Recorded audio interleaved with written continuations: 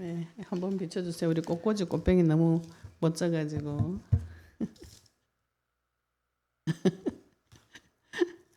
네. 아니 꽃 하나에 교회 분위기가 확확 달라지더라고요. 우리 오늘은 마태복음 19장 우리 헌신해 주신 우리 집사님 감사합니다.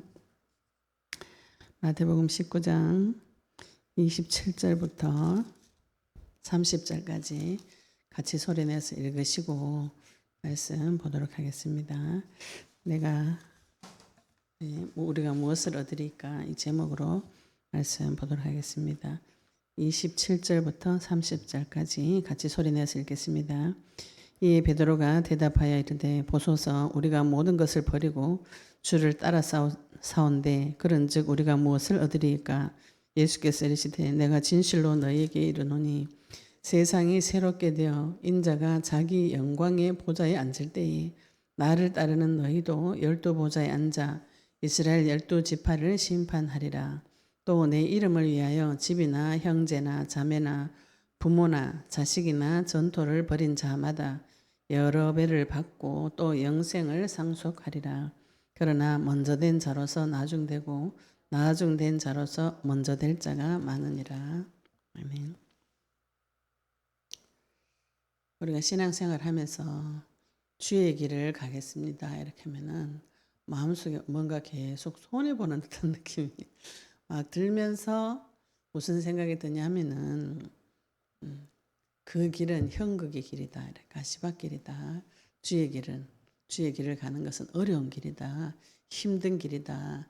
이런 생각이 부지불식간에 싹 들어오면서 안 가야 되겠구나. 이렇게 안 해야 되겠구나. 주의 길은 안 가는 것이 맞겠구나. 이런 생각이 슬쩍 들어옵니다. 그래서 오늘 이제 이 앞부분에 우리가 부자 청년에 대해서 말씀 보았죠. 그죠? 부자 청년은 제일 큰 고민이 돈이 가장 큰 고민이었어요. 자기한테 가장 중요한 거. 자기 거 다 버리고 예수님 따라라 이런데 그 10계명 중에 6계명부터 10계명까지 5계명부터 10계명까지 다 지켰다고 하니까 예수님이 그 사람 제일 약점 있죠. 우리가 복음 받으면은 내 제일 약점이 드러납니다. 사단은 나를 제일 약한 것을 공격해요. 약한 부분을 약점을 공격을 합니다. 이 부자 청년이 하나님 앞에 헌신하고 또 신앙생활도 잘하고 또 돈 많이 벌어서 구제도 하고 주변에 불쌍한 사람도 도와주고 다 했어요. 율법에서 가르쳐 주는 대로 다 했습니다. 다 했는데 예수님께서 그 재물 다 팔고 그냥 나를 따라와라 이렇게 하니까 부자가 재물이 많은 연고로 근심을 하면서 떠나갔다 이랬어요. 그럼 이 부자 청년의 마음속에는 재물이 메시아 그리스도보다 더 중요한 사람인 거죠. 그래서 마태복음 6장 21절에도 네 보물이 있는 곳에 네 마음이 있다고 내 마음이 가 있는 곳이 내한테 가장 소중한 곳이에요. 우리가 오늘 오전에도 하나님 마음에 대해서 말씀을 받았는데 하나님 마음하고 내 마음하고 맞아야 되죠. 그죠? 우리가 내하고 제일 친한 사람 누구예요? 나하고 마음이 맞는 사람. 하나님하고 내하고 마음이 맞아야 이 땅에서 하나님의 모든 권세와 능력을 사용하실 수가 있습니다. 오늘 말씀 보실 때 부자 청년이 나는 재물이 많아서 예수님을 못 따라가겠어요. 그래서 자기의 중요한 것을 선택해서 떠났어요. 떠나고 나니까 예수님께서 이 제자들에게 23절을 보시면 내가 진실로 너에게 이르노니 부자는 천국에 들어가기가 어려우니라. 다시 너에게 말하노니 낙타가 바늘 귀로 들어가는 것이 부자가 하나님 나라에 들어가는 것보다 쉬우니라. 근데 이 당시에는 지금도 그렇지만 우리가 경제적인 축복을 많이 받으면은 하나님 복을 받았다 이렇게 생각하는 개념이 베이스에 깔려 있죠, 그죠? 그래서 내가 육신적으로도 잘 살고 경제적으로도 잘 되고 하나님 복을 받아서 그렇다. 제가 어떤 분이 하나님 앞에 경제 응답을 굉장히 많이 받았어요. 젊을 때 열심히 일도 하기도 했지만 경제 응답을 많이 받았는데 나이가 들어서 그게 사기를 당해서 계속 서서히 빠지는데 사역을 해보니까 그래서 입으로는 이 돈을 주신 분이 하나님이다. 이런 믿음은 있으세요. 그러면 빼앗아 가는 분도 하나님인데 고백은 하시는데 그 돈이 없이 하나님만 사귄다는 이 생각은 생각조차도 하기 싫은 그런 마음의 상태예요, 사람이. 그래서 이 부자 청년이 내가 주를 위해서도 다 살 수 있지만 재물을 가지고도 굉장히 좋은 일을 많이 할 수 있잖아요. 주변에 불쌍한 사람 도와주고 없는 사람 도와주고 또 권력 있으면 그 권력으로도 다른 사람을 도와주고 그래서 요 당시에도 지금도 그렇지만 우리가 교회에서 경제적인 응답을 많이 받고 세상에서 높은 지위에 올라간 사람을 하나님 축복받은 사람이다. 이런 개념이 있었어요. 그런데 예수님께서 난데없이 그거 싹 다 팔아버리고 나를 따르라는데 이 당시에는 예수님이 굉장히 유명한 선지자이긴 했지만 경제적으로 되게 부유하거나 기득권층이 아니었습니다. 지금 대제사장이나 제사장, 성전에서 일하는 사람들은 부자죠. 부자고 기득권자고 율법학자, 바리새인들은 세상의 그 리더자들입니다. 이 당시에 기득권자들이죠, 그죠? 그런데 예수님은 그런 존재가 아니에요. 근데 이 청년이 이제 귀가 열려가지고 말씀을 듣고 저분이 진짜 선지자가 맞을 것 같아. 그래가지고 따라왔는데 제일 중요한 거 정리해라고 이렇게 하니까 정리가 안 되는 것이죠. 이게 구원을 못 받은 것입니다. 이제 요게 보좌가 낙타가 바늘귀로 들어가는 것이 보좌가 하나님 나라에 들어간 것보다 쉬운 일. 이거는 우리가 지금 그냥 볼 때도 이제 바늘귀 이렇게 표현하는데 요 당시에 그 성에 들어갈 때 성문이 큰 문이 있고 옆에 작은 문이 있었다 그래요. 큰 문은 낙타들이 짐도 지고 사람들 많이 들어갈 때 성문이 들어가는 큰 문이 있고 밤 되면 이 성문을 닫고 그 옆에다가 조그마한 문이 사람들 밤에 겨우 사람 몸 하나 들어갈 만한 작은 문을 만들었는데 그거를 너무 작다고 바늘문이라고 이렇게 요 당시에는 그런 문이 실제로 그런 말들이 있었다 그래요. 그러니까 이 당시의 사람들은 낙타가 바늘귀에 들어간다고 표현할 때 우리가 생각하는 개념이 조금 다르죠. 낙타가 짐을 많이 지고 일을 하고 그래서 그 문을 통해서 왔다 갔다 해야 되는데 요 사람 한 명 겨우 들어갈 만한 바늘귀 같은 문을 통해서 들어가라면 못 들어가는 것이죠. 지금 문자적으로 봐도 이거는 사람 힘으로는 안 되는 것입니다. 구원은 사람 힘으로 안 돼요. 그리고 내가 주일 하고 싶다고 해서 할 수 있는 것이 아닙니다. 하나님께서 나를 사용해 주셔야 되는 것이죠. 우리가 많은 분들이 내가 주를 위해서 살게요. 주님 내 인생을 써주세요 하는데 아무리 그래도 복음에 관심 없으면 쓸 수가 없는 것이죠. 그죠? 이 전도는 그리스도를 전하는 것이에요. 근데 그리스도는 관심 없고 전도만 하겠습니다. 이게 많이 이상한 것이죠. 그래서 마태복음 7장에 주여 주여 하고 귀신도 쫓아내고 예수 이름으로 막 일을 했는데 예수님이 난 일 도무지 모른다. 하나님은 내 자녀 불러가 일시키는 것이 목적이 아니에요. 우리가 전도하고 뭐 명령하지만 그게 하나님의 목적이 아닙니다. 목적은 하나님의 모든 권세를 자기 자녀에게 줘가지고 이 자녀를 선지자로 제사장 왕으로 존귀한 자로 만들어줘가지고 하나님과 교제하는 것이 목적이에요.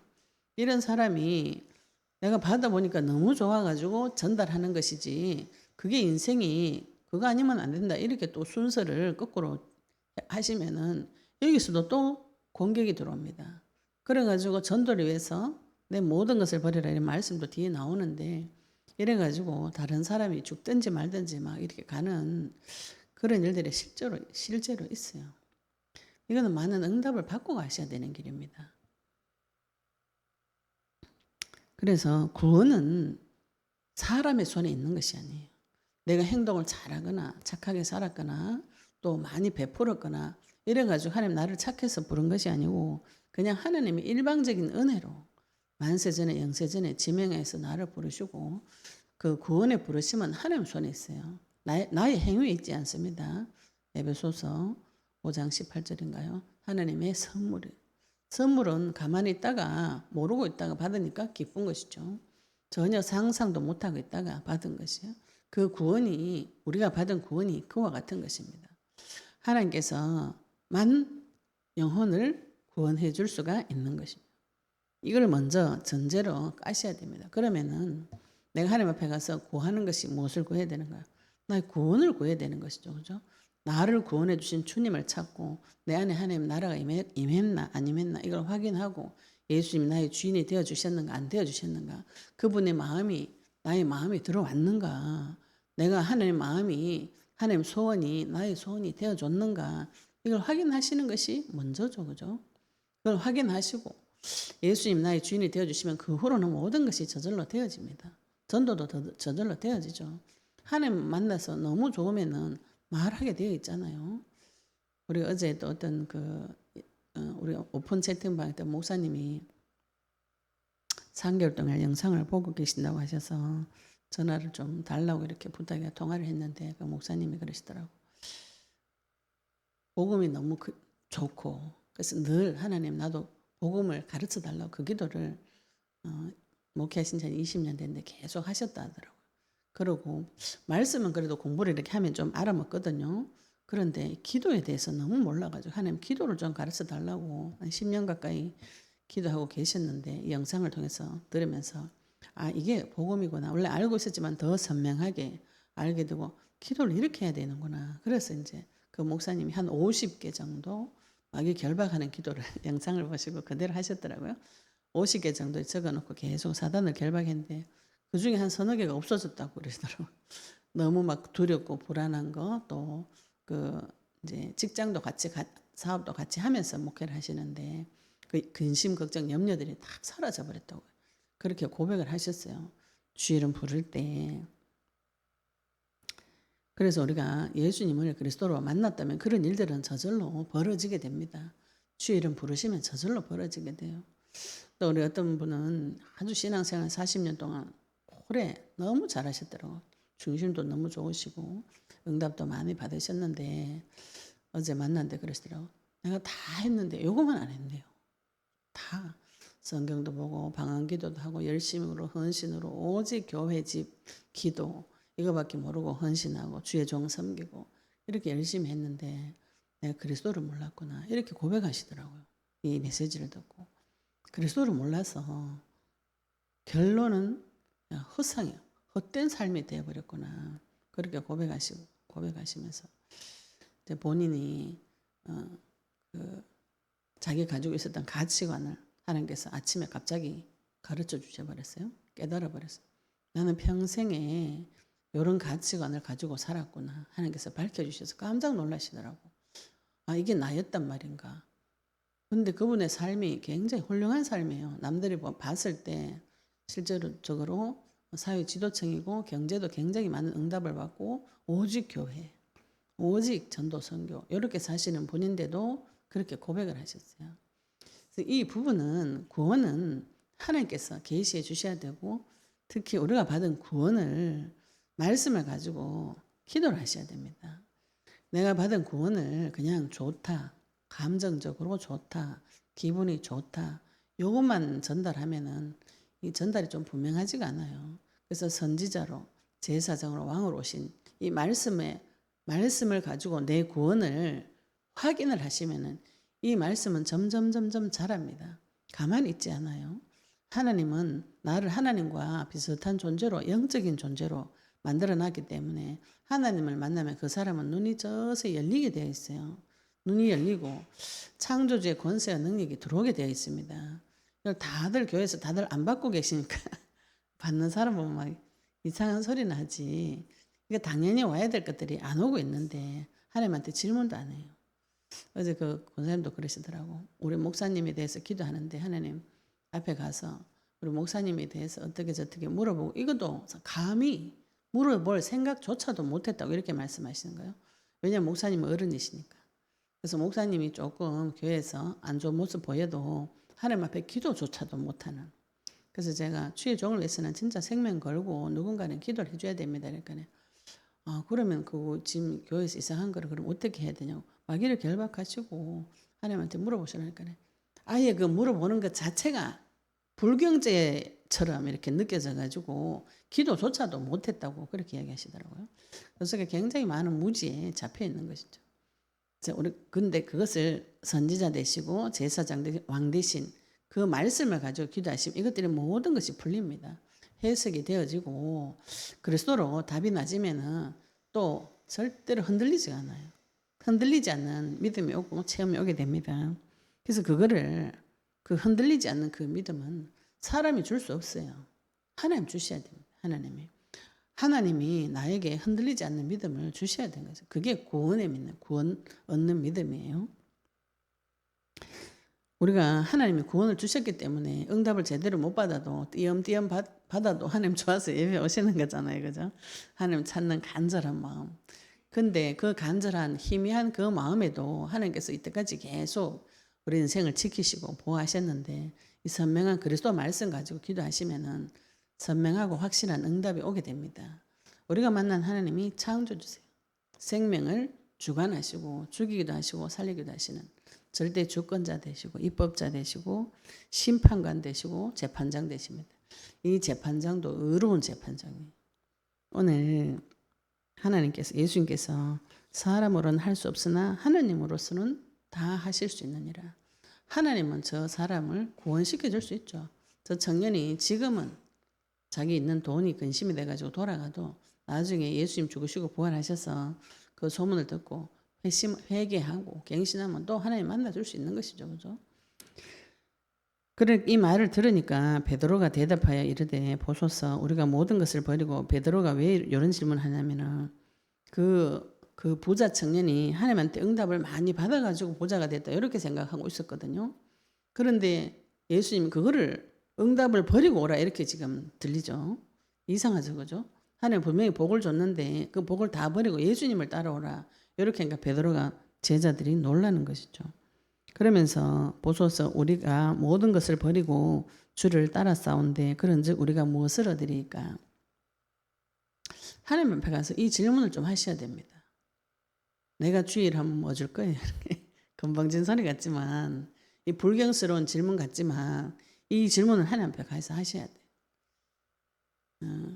그 상과에 가면은 상업적으로 격리 그 장부 정리하는 데 가보면은요 대차 대조표라는 게 있어요. 우리가 수입이 들어오면은 수입에 맞춰서 지출을 해야 되죠, 그죠? 수입 지출을 맞추는 것을 대차 대조표라 그럽니다. 사업하는 장사하거나 모든 회사의 경제, 회계, 관계 부분은 이걸 맞춰요. 수입이 얼마고 비용 떨고 지출이 얼마고 비용 떨고 그럼 순수익이 얼마냐 이걸 찾아가지고 경영을 합니다. 우리 하나님 앞에서 이거 좀 하셔야 돼요. 그냥 내 선한 마음에 주님 너무 사랑해요. 내가 주를 위해서 생명 드릴게요. 그래 다른 사람이어서 막 눈물 흘리면서 기도하는 게 마음이 뿌듯하고 그런 이상한 그죠? 내 감정적인 그럼 좋을 때는 전도하고 나쁠 때는 영혼 붙이면 내버려 버리고 이렇게 됩니다. 그게. 근데 하나님한테 가서 이거를 좀 맞춰 보셔야 돼요. 이제 상업적인 용도로 대차 대조표를 맞춰 보셔야 됩니다. 내가 하나님 앞에 가서 하나님 내가 주일 하면은 나한테 뭐 줄 거예요? 내가 내 인생에 가장 중요한 거, 내가 가장 중요하다고 생각하는 거 버리고 예수님 따라가면 나 뭐 줄 거예요? 이걸 질문하셔야 돼요. 나는 이게 필요해. 주면은 갈게요. 처음에는 좀 이상한 소리 같지만 이걸 하셔야 돼요. 하셔가지고 어느 게 어떤 것이 이익이 되는지 이걸 확인하셔야 됩니다. 내가 주일하고 예수님 만났을 때 나한테 이득되는 게 뭐 있는지 찾아보셔야 돼요. 그 다 찾아보시면 찬송가 304장 두루마리로 쓸 수 없는 바다를 먹물 삼고 하늘을 두루마리 삼아도 하나님의 은혜가 한이 없다는 것을 발견하게 됩니다. 이걸 하나님 앞에 가서 딴짓해야 돼요. 내가 하나님 앞에 은혜도 못 받고 돈도 못 받고 능력도 못 받고 아무것도 못 받았는데 주의를 핏골이 터지도록 하면은 하나님 은혜를 요만큼 주는 다들 이런 생각을 많이 가지고 계신데 하나님 그렇게 나쁜 분이 아닙니다. 하나님 다 주시고 넘치게 주시고 채워서 주시고 12강줄이 먹고 남고 오병이요. 작은 도시락 하나에도 하나님이 모든 사람들이 3,000명씩 5,000명씩 먹고도 12강줄에 7강줄에 남을 정도로 응답을 주세요. 이런 응답을 받으셔야 주의를 할 수가 있습니다. 그러니까 많은 부분에 이상한 생각들이 들어와 가지고 내가 주의를 하는 데는 완전히 막 그죠? 뼈를 깎는 고통을 겪고 옷도 좋은 거 입으면 안 되고 차도 비싼 거 타면 안 되고 어떤 우리 아는 분이 그러더라고요. 어떤 교회 목사님 유명한 교회 목사님 차가 페라리라고 불신자가 욕을 하더라고요. 지가 사줬나?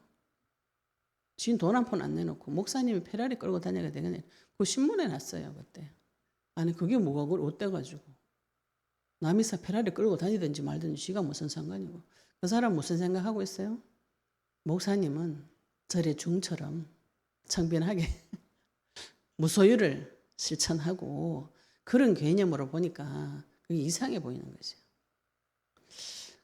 하나님은 나에게 좋아하는 거 주십니다. 찬양에 그런 것도 있죠. 은사 구한 내게 은사해 주님, 신유 구한 내게 신유해 주님. 내가 원하고 구하는 걸 주세요. 이게 다 이제 간이 쫄려가지고 구하지를 못해. 하나님 나 좋은 남편 줘요. 내 남편 저거 마음에 안 드는데 좀 갈아주든지 바꿔주든지. 저는 그 기도 합니다. 안 되면 데리고 가서 색을 주든지. 나 힘든데. 그 얘기를 해요. 하나님 앞에 가가지고. 내가 그거 주면은 나 주의를 하지. 이렇게. 돈 많이 주면 하지. 내 속에 있는 데 가서 다 이야기해요. 그럼 하나님 가르쳐 줍니다. 그렇다고 하면 있는 걸 주기나 고쳤어야지. 그죠? 하나님 고쳐주는데 기다려야 되는 거예요. 기다려야 돼. 인내해야지. 그죠? 하나님께서 나를 바꾸시는데도 시간이 많이 걸렸는데 저 믿지 않는 사람 데리고 와가지고 바꿔주시려면은 내가 참고 기다려야 되는 것이죠. 나한테 역사해 주신 것 같이 저분에게도 역사해 주시려면은. 그래가지고 또 참느라고 허벅지 찌르지 말고 못 참겠으면 못 참겠다고 가서 이야기를 하셔요. 못 참아요 나는. 못 참으니까 빨리 갈아 끼워줘요. 이렇게 하시면 하나님이 또 나를 가르쳐 줍니다. 이런 응답을 받으셔야 돼요. 그래서 우리가 주를 따랐는데 이 12제자들은 자기 재산 다 버리고 심지어는 아버지도 버리고 직장도 버리고 예수님을 따라왔어요. 베드로가 좀 단순하고 무식하잖아요. 그래서 우리는 저 부자 청년 말처럼 말고 우리 재산 다 버리고 예수님 따랐는데 우리는 뭘 받아요? 이걸 오늘 돌아가셔가지고 하나님한테 따져보시기 바랍니다. 나 이때까지 예수 믿었는데, 그죠? 나는 주를 위해서 살고 싶었는데 나한테 뭘 주셨어요? 건방진 소리 같지만 불경스러운 소리 같지만 그걸 하셔야 돼요. 하셔야 하나님하고 대차 대조표를 맞출 수가 있습니다. 따져보시면은 하나님 나한테 주신 것이 억만배, 천만배, 만만배 많다는 거 아시게 돼요. 이거를 못 따지고 자꾸 현실 세계 보니까 내가 돈이 없어. 능력이 없어. 되는 일이 없어. 계속 이것만 보이는 거죠. 하나님의 세계에서 하나님께서 나에게 주신 것을 다 따져보셔야 돼요. 나한테 뭐 줬어요? 뭘 주셨어요? 내가 보니까 내 인생 박살난 것밖에 없는데요. 내 눈에 볼 때. 물어보시면 하나님께서 가르쳐 주십니다. 예수께서 이르시되 내 같으면 이런 소리 하면 진짜 입을 한 방 발라볼 낀데 얼굴 한번 때려버릴 건데 얘네들 지금 제자들 따라다니면서 온갖 기적과 표적 다 봤잖아요. 그죠? 먹고 사는 문제도 막 12강줄이 7강줄이 남도록 다 받아먹고 병든 자도 살아나고 죽은 자도 살아나고 귀신 들린 자도 살아나고 온갖 기적과 표적을 다 봐놓고는 우리한테 뭐 줄 거예요? 나도 직장 버리고 아버지도 버리고 왔는데 뭐 줄 거예요? 우리 유교적인 관점에서 이런 질문 보면 굉장히 이상하죠. 근데 베드로가 하나님하고 깊은 관계예요. 나중에 베드로한테 예수님이 오셔가지고 다른 거 다 안 물어보고 네가 나를 사랑하느냐. 내가 그렇게 베드로가 예수님 사랑합니다. 저도 결혼할 때 그렇게 했거든요. 우리 신랑이 니네 좋아하나? 나 좋아한다. 그럼 우리 엄마 아버지 집 사준대 결혼할래? 오케이 결혼하자. 이렇게 좋아하는 거. 단순한 거. 베드로가 지금 하나님하고 굉장히 단순하면서도 깨끗하게 마음이 청결한 자로 깨끗하게 주님과 교제를 하는 것이죠. 우리가 보기에 이상한 질문들이 있어요. 근데 그걸 해보셔야 됩니다. 모든 사람의 생각은 다 이상해요. 그렇게 생각보다 거룩하지 않습니다. 사람 속이. 하나님 앞에 가셔가지고 사람 앞에 가셔가지고 그런 말 하면은 돌 맞아요. 하나님 앞에 가셔가지고 하나님 내가 예수 믿어가지고 예수님을 그리스도를 믿어서 나에게 주신 것이 무엇입니까? 내 인생에 내가 대조표를 맞춰봐요. 예수님을 만나서 수지를 맞았는지 망했는지 이거 찾으셔야 돼요. 찾으셔가지고 하나님께서 나한테 무슨 은혜를 주시고 무슨 응답을 주시고 내가 어떻게 복을 받았는지 세어보셔. 복이 안 보인다. 안 받은 복을 한번 세어보세요. 그러면 안 받은 복을 하나님께 딱 적어가지고 이거 내 왜 안 줬냐고 따져봐요. 따져보시면 하나님께서 그거 다 가르쳐 줍니다. 내가 안 받았다고 생각하는 그 복 속에 많은 것이 숨어져 있어요. 사람을 살릴 수 있는 메시지가 숨어져 있습니다. 예수님께서 또 제자들한테 가르쳐 주세요. 네가 뭘 받았는지 내가 가르쳐 줄게. 예수님께서 내가 진실로 너에게 이르노니 28절에 세상이 새롭게 되어, 이거는 예수님이 재림하셨을 때 세상이 완전히 새롭게 되는 마태복음 25장에 영생과 영벌하는 심판하는 그 장면을 말합니다. 또 우리가 하나님을 만나면 새롭게 되죠. 내 인생이 그죠. 마음과 생각이 다 새롭게 되어집니다. 새롭게 되어 인자가 자기 영광의 보좌에 앉을 때에 예수님께서 심판주로 오실 때가 있어요. 지금은 예수님이 인자로 사람으로 오셔서 인간의 죄 문제를 해결해주고 선지자로서 말씀을 증거해주고 계신데 재림하실 때는 심판주로 오십니다. 심판하러 오십니다. 영광의 보좌에 앉을 때에 나를 따르는 너희도 12보좌에 앉아 이스라엘의 12지파를 심판하리라. 12보좌, 12지파 이거는 이 전 세계라고 보시면 되죠. 하나님께서 이 땅에 오셔서 예수님께서 이 땅에 오셔서 십자가에서 죽으시고 부활하시면서 그리스도의 사명을 다 감당하시고 부활해서 승천하시고 내가 다시 올게. 다시 오는데 마태복음 25장 보시면은 그때는 영생과 영벌이 준비가 되어져 있다. 근데 우리는 29절에 보시면은 예수님께서 심판하러 오실 때 이 제자들하고 같이 와서 하겠다는 거죠. 같이. 아버지는 지금 나한테 뭐 주시고 싶은 거예요? 아버지의 왕좌, 천지를 창조하신 창조주의 권세와 능력을 나한테 주시고 싶은 겁니다. 심판하러 오시는데 사람이 무슨 자격으로 같이 심판합니까? 그런데 하나님은 제자들에게 지금 그걸 주겠다고 하시는 것이에요. 이 땅을 심판할 수 있는 권세, 이걸 지금 제자들한테 주겠다고 하는 것이죠. 또 내 이름을 위하여 집이나 형제나 자매나 부모나 자식이나 전토를 벌인 자마다 여러 배로 받고 또 영생을 상속하리라. 제가 남편이 또 돈이 나의 우상이었다고 이사야서 60장 19절 말씀 받을 때 그 말씀 드렸죠. 그러면은 우리가 생각할 때 나의 우상을 제하여 버리라 그러면 남편도 제하고 돈도 제하고 이렇게 살아야 되는가? 제가 그런 걱정이 들더라고요. 남편도 버리고 돈도 버리라 하면 어떻게 할까? 근데 그 말씀 속에 나중에 영원한 빛이 여호가 나의 영원한 빛이 될 때 그 해도 영원히 비추고 달도 영원히 비춘다고요. 오늘 29절의 말씀 자세히 보시면 내 이름을 위하여 이렇게 말씀하셨어요. 네, 공간복음 요거 세 군데 마가복음 10장에도 마가복음 10장 29절에는 이름을 위하여 이 부분에 복음을 위하여 이렇게 되어 있고요. 누가복음 18장 29절에는 하나님 나라를 위하여 이 세 가지 단어를 따로 써놨어요.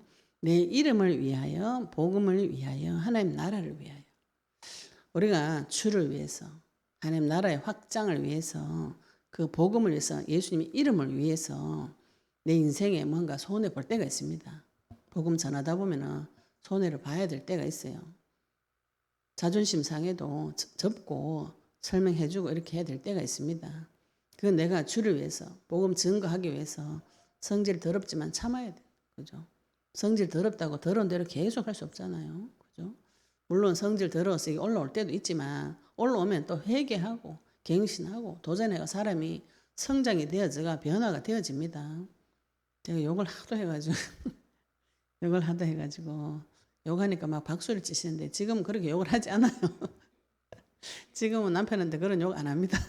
곱게 말합니다. 사람 변화가 되어져야죠. 그죠? 20년 전에 30년 전에 했던 욕을 지금도 계속 하고 있다면 제가 그런 욕을 했다고 말을 못해요. 변함이 없으면. 근데 저는 그때 그 문제 사건을 통해서 저희 근본적인 문제, 내가 교양이 있다고 생각했던 그 모든 자가 헛것이고 깊은 속에 우리 아버지 닮아가지고 대물림 돼가지고 혈기 많고 그죠?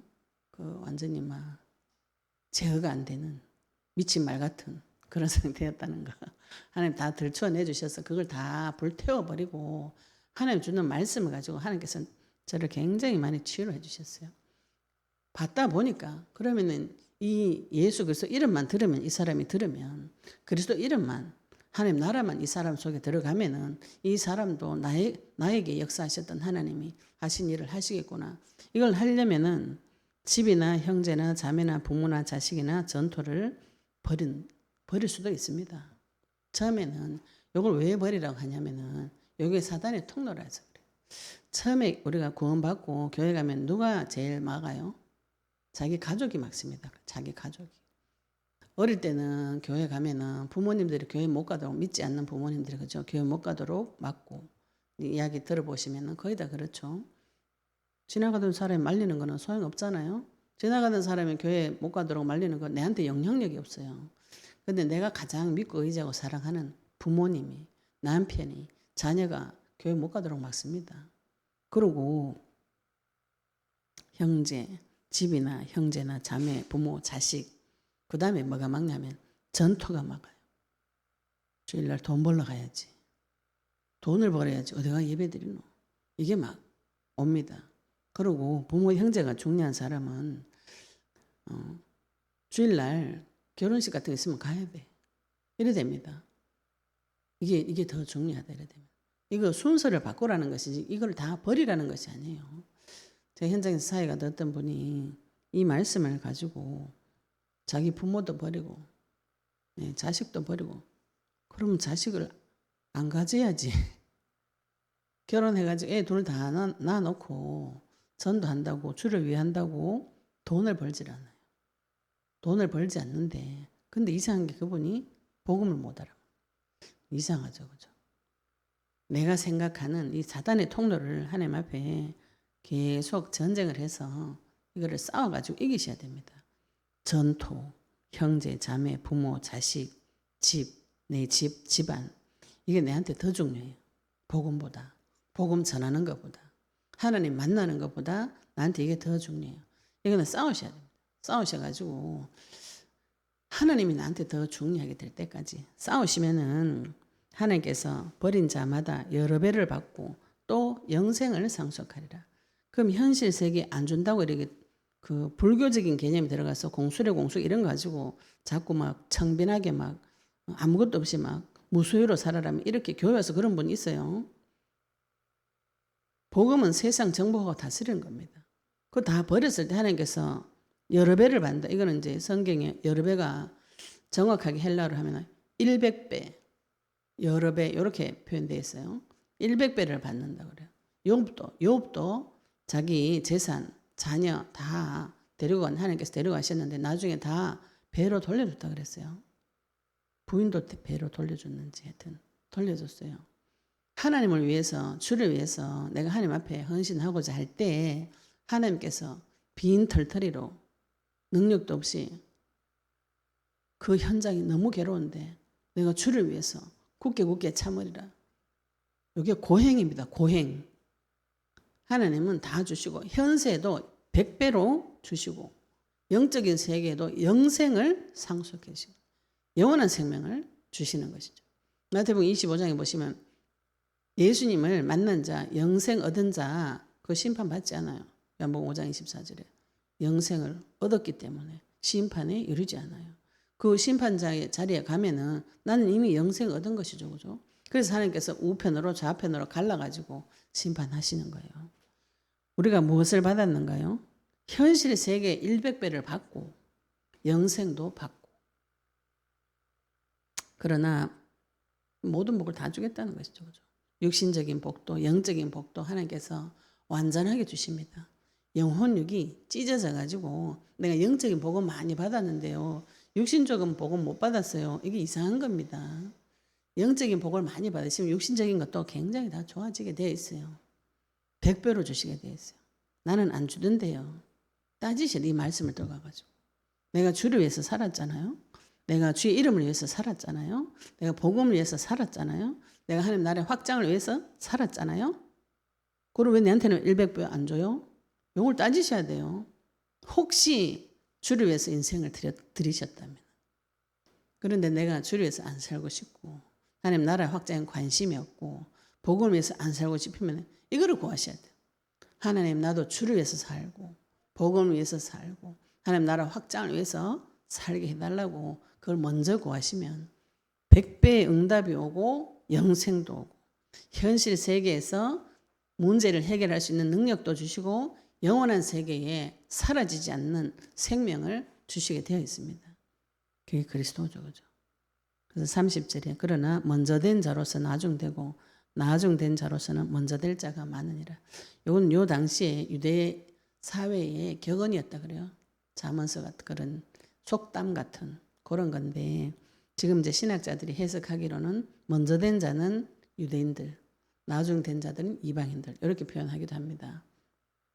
그리고 우리가 신앙생활 하다 보면은 그 사람이 나중에 구원받았다고 해서 오래 신앙생활한 사람보다 믿음이 적다 이렇게 할 수 없어요. 이 말씀이 나중에 점점 이해가 되어지실 거예요. 말씀을 받고 기도를 하고 나 신앙생활 오래 했어요. 그 사람의 믿음이 오히려 안 좋을 수가 있어요. 그래서 예수님께서 바리새인들과 서기관들과 이 당시 유대 교권주의자들, 성전에서 일하는 그 제사장들, 이 사람들한테 회칠한 무덤이라고 욕을 한 것이거든요. 근데 그 사람들은 바리새인들은 하나님의 말씀의 뜻대로 살고 싶었던 사람이에요. 그래서 율법대로 하나도 빠뜨리지 않고 율법이 규례, 율례대로 그대로 100% 지키고 산 사람이 바리새인입니다. 서기관도 마찬가지고 제사장도 말씀 법대로 살려고 엄청 노력한 사람이에요. 그런데 예수님께서 그 사람들 상을 다 뒤집어 엎었어요. 왜 그런가요? 겉으로 형식적인 거. 그죠? 나는 신앙생활 오래 했으니까 교회에 잘 가요. 그리고 헌금도 잘 내고 또 행사 있으면 다 갑니다. 근데 나중에 은혜 받은 사람이 복음을 계시받아 버렸어요. 복음을 계시받으면은 그 사람보다 더 헌신할 수가 있죠. 그죠? 은혜가 임하면은. 영적으로는 그렇게 해석하시면 되겠죠. 그래서 제가 처음에 이제 영적 싸움하고 응답을 계속 받으니까 저하고 같이 기도하던 분이 권사님이세요. 저 앞에서 이미 3, 40년 동안 믿은 분이에요. 저는 처음 믿고. 그런데 제가 계속 기도 응답을 받아오니까 이 얘기를 하시더라고요. 먼저 된 자가 나중되고 나중된 자가 먼저 되는구나. 그 믿음의 크기와 믿음의 성장은 하나님 손에 있는 것이지 오래 믿었다고 잘 믿는 것이 아닙니다. 하나님하고 짧게 믿어도 본론을 가지고 정확한 약속의 말씀을 가지고 하나님 세계 속으로 들어가시면은 주를 위해서, 주의 이름을 위해서, 하나님 나라를 위해서 사실 수가 있는 것이죠. 하나님 나라를 위해서 살 때 하나님하고 대차 대조표를 맞춰 보셔야 됩니다. 내가 주님 앞에 생명 드리면 하나님 내 인생 모든 거 책임져 주셔야 됩니다. 저는 그런 거 다 합니다. 내가 하나님 우리 애들한테 언약 전달하려고 그 내 싸우는 환경 싫어가지고 그거 전달 안 하려고 박 터지도록 쌓았는데 우리 애들 그것 때문에 상처받아가지고 우리 소위 한 번씩 간장하면 제가 뼈를 맞아요. 이럴 수가 있습니까? 막 이렇게 듣고 나면 하나님한테 가서 막 따져요. 언약 전달하려고 한 것이지 내가 상처 물려주려 한 게 아니잖아요. 내가 유교했으면 그럼 언약 상처 안 물려줬죠. 안 싸울 수 있어요. 참고 섬기고 다 지 마음대로 맞춰주면 안 싸우죠. 제가 영적 전쟁 하다 보니까 주 이름 부르다 보니까 터졌는 거 하나님 어떻게 책임지실 거예요? 따집니다. 따지면 하나님 나한테 또 설명을 또 다 해줍니다. 그래서 소희가 언약을 잡고 저에게도 언약을 붙잡고 하나님이 지키시고 보호하시고 이런 걸 생각 좀 나게 하시면서 그러면 어떻게 해요? 맞네요. 죄송합니다. 끝나는 거지. 오케이. 예, 알겠습니다. 그럼 좀 더 주세요. 이렇게. 그럼 우리 소희하고 제기는 어떻게 할 거예요? 물어보고. 저도 그렇죠. 저도 동일합니다. 내 인생도 동일해요. 하나님 내가 하나님 앞에 내 인생 드리면 하나님 나한테 뭐 해주실 거예요? 이렇게 물어봅니다. 그래가지고 특히 좋아하는 거 밥을 그렇게 잘 먹여줘요. 하나님. 연장 갔다가 안에 배 터져 죽을 뻔했네. 먹는 거 좋아해요. 그것도 우선순위 안 바꾸고 하나님 제가 먹는 거 좋아하니까 한 날에 울산에 현장 갔는데 우리 전사님 그 집 칼국수 너무 칼국수 보리밥인가 맛있어가지고 그 전도사님이 현장 돌고 거기 가자 하는데 제가 아니 밥 먹고 가자. 그게 너무 맛있다고 이제 밥 먹고 현장 갔더니 그 전도사님 하필 짜장면집 사장님을 전도를 해가지고 그분이 갑자기 마음이 불같이 일어나가지고 다 교회 사람 다 오라 하지만 짜장면을 막 만들어가 주시는 거예요. 금방 맛있는 그 칼국수 보리밥을 먹고 배가 터질 것 같은데 그 사람 그 상황을 봐서는 이 짜장면 안 먹으면 안 돼요. 전도를 위해서. 아 진짜 이거 토 나올 정도까지 짜장면 밀어내면서 하나님 잘못했습니다. 내 다음부터 다시는 안 그럴게요. 전도부터 먼저 하고 그죠? 내 입부터 먼저 막 내가 하나님 앞에 주를 위해서 먼저 참고 인내하면 하나님이 내 거 빼앗아 가가지고 나를 싹 괴롭히는 이런 상상을 많이 하시더라고요. 이러니까 하나님은 관계가 친해지지 않아요. 계산을 대보셔야 됩니다. 또 우리는 속에 악독한 게 많기 때문에 단판을 지으셔야 돼요. 내 남편 해결해 주면은 주님 앞에 한번 생명 한번 드려볼게요. 이런 거지. 이런 거. 돈 주시면은 내가 한번 해볼게요. 악한 생각이라도 그걸 하셔야 돼요. 달해보셔야 됩니다. 하나님 앞에. 입 꼭 다물고 말도 안 하고 찾아보지도 안 하고 그죠? 속에서 원망 불평 불만을 저 뒤에 마음속 뒤에 이렇게 감춰놓고 입으로는 세계복음만 막 이렇게 하시면 나중에 진짜가 올 때 그게 잘 안 돼요. 영혼을 붙여줘도 별로 관심도 없고 또 영혼 살려야 되겠다 이런 생각도 없고 뭐 이상한 게 올라옵니다. 언약을 붙잡으시고 하나님 앞에 하나님 나는 하나님 앞에 가면 무엇을 주시나요? 내가 무엇을 얻을까요? 내가 예수님 믿는 것이 손해일까요? 이득일까요? 어느 정도 손해봤나요? 손해보셨다고 생각하신다면 어느 정도 손해를 봤나요? 하나님께서 나에게 많은 거 좋은 거 주셨다고 하시는데 내 눈에 볼 때 좋은 거 준 적이 없어요. 그런 걸 따지셔야 됩니다. 제자들에게 영생을 주었다. 지금 장차에 재림에서 너희들이 심판할 때 내 옆에서 같이 할 거다. 이거 언제 얘기입니까? 먼 나라 얘기죠. 그죠? 현실 세계에 오기까지 오랫동안 기다리시고 인내를 하셔야 돼요. 언약 붙잡고 기도하시면서 이 부자 청년은 그 먼 미래 그게 안 믿어진 거죠. 영적 세계가 안 믿어지고 현실 세계에 돈이 더 믿어지는 것이죠. 우리가 다 이런 상태입니다. 눈으로 보이는 것이 믿어지고 멀리 있는 거 나중에 영생 얻는 거 나중에 재림하는 거 별로 안 좋아요. 나중에 그럼 내 죽을 때 돼가지고 뭔 상관이 있노? 많이 생각 들죠 저도. 하나님 앞에 내 인생의 대차 대조표 찾아보시기 바랍니다. 하나님 나한테 무슨 은혜를 주셨고 무슨 응답을 주셨고 어떻게 나를 복을 주셨는지 확인하시고 주를 위해서 복음을 위해서 주의 이름을 위해서 복음을 위해서 하나님 나라를 위해서 인생을 드리시기를 예수 이름으로 축복합니다. 네, 오늘 받은 말씀 가지고 같이 기도드리도록 하겠습니다. 하나님, 내가 하나님 앞에 무엇을 얻기를 바라고 하나님 앞에 갑니까? 내 속에 있는 거 다 터뜨려가지고 쏟아내서 악한 것이라도 쏟아내서 내 하나님 앞에 인생의 대차 대조표 내 지가 예수 믿어서 무슨 덕을 받았는지 무슨 해를 받았는지 찾아보시고 주를 위해서 살아갈 수 있도록 같이 우리 동성으로 기도드리도록 하겠습니다. 하나님 아버지 은혜 감사합니다. 우리에게 그리스도 말씀 주시니 감사합니다. 아버지 하나님 부자 청년이 재물이 많아서 예수님 따르는 것을 거절하고 근심하고 돌아갔는데 아버지 이 제자들은 전 재산을 버리고 아버지도 버리고 부모도 버리고 예수님 따라와서 우리가 무엇을 얻으릴까?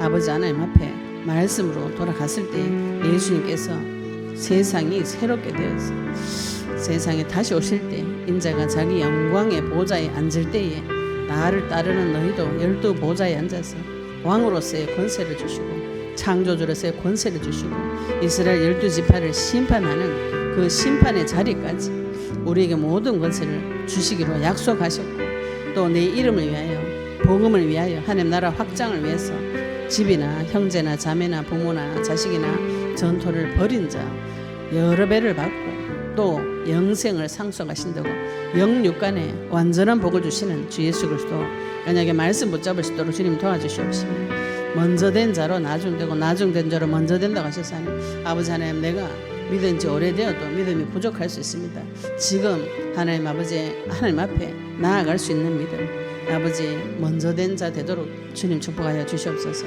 아버지는 감사드리며 예수 그리스도의 이름으로 기도드렸습니다. 아멘. 네, 우리 같이 기도하는